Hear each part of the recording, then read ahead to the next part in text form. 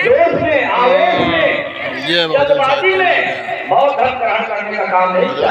21 वर्षों तक लगातार भारत के सभी धर्मों का रिसर्च एनालिसिस एक्सपेरिमेंट किया, गंभीर मनन किया और मनन करने के बाद पाया कि दुनिया में केवल बौद्ध धर्म ऐसा धर्म है जो पूर्ण रूप से मानवता का संदेश देता है, जो पूर्ण रूप से क्षमता, स्वतंत्रता और बंधुता का संदेश देता है।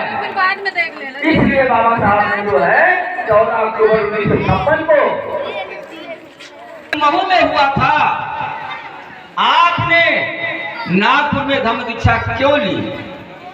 बाबा साहब ने कहा मैं नागवंश का रहने वाला हूं, मेरी पहचान नागवंश से है और मेरे नागवंश के लोगों ने नागपुर को बसा, आज धीमी पड़ गई है, उस ज्वाला को पुनर्जीवित करने के लिए मैंने नागपुर की धरती पर धम्म दीक्षा लेने का काम किया था। तो ये बाबा साहब के उद्गार थे।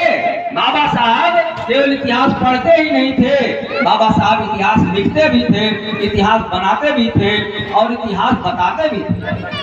तो बाबा साहब साधारण लोगों में से नहीं थे, बाबा साहब उन लोगों में से थे जो जब 26 नवंबर 1949 को बाबा साहब ने भारत का संविधान बनाकर भारत के प्रेसिडेंट ऑफ इंडिया को सौंपा और सौंपने गांधी और नेहरू ने कहा कि क्या बात है बाबा साहब, आज आप बहुत मुस्कुरा रहे हैं। तो बाबा साहब ने कहा कि अब ये संविधान जो 26 जनवरी 1950 को लागू होने जा रहा है, इस संविधान के लागू होने के बाद किसी राजा और रानी की कोख से कोई राजा पैदा नहीं होगा, जो राजा पैदा होगा वो बैलेट बॉक्स से पैदा होगा।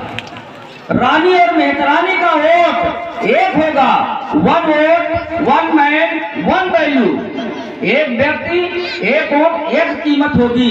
ये बाबा साहब ने बताने का काम किया और कहा, तो मिस्टर गांधी और नेहरू ने कहा बाबा साहब ज्यादा खुश मत होइए। बाबा साहब ने कहा क्यों? तो गांधी ने कहा आपके लोग बिकाऊ हैं, मैं इनका वोट खरीद लूंगा और फिर आप जहां के तहां रह जाएंगे।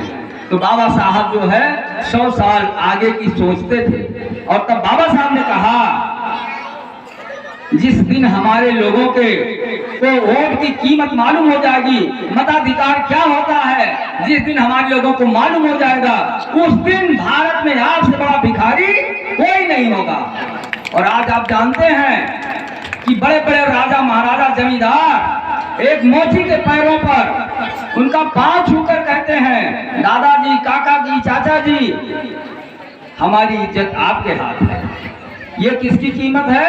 ये वोट की ताकत है और इस वोट की ताकत को किसने दिया है? बाबा साहब ने दिया है।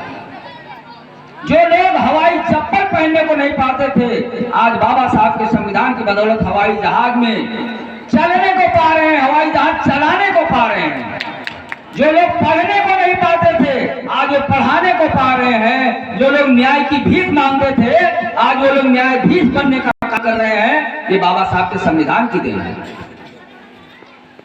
और बाबा साहब का जो मिशन एक बार जान जाएगा, बाबा साहब के व्यक्तित्व और कृतित्व को जो पढ़ लेगा, भारत में कभी भी उसका खून जो है वो जम नहीं सकता है, वो गद्दार नहीं हो सकता है। जो है ये संघर्ष याद रहेगा कि किस प्रकार से बाबा साहब सूखी रोटियां, बासी रोटियां पुस्तकालय में जब पढ़ते थे, वो रोटी सूखी हुई रोटियों का लड्डू बनाकर और चुपके से चोरी से उसको खाने का काम करते थे।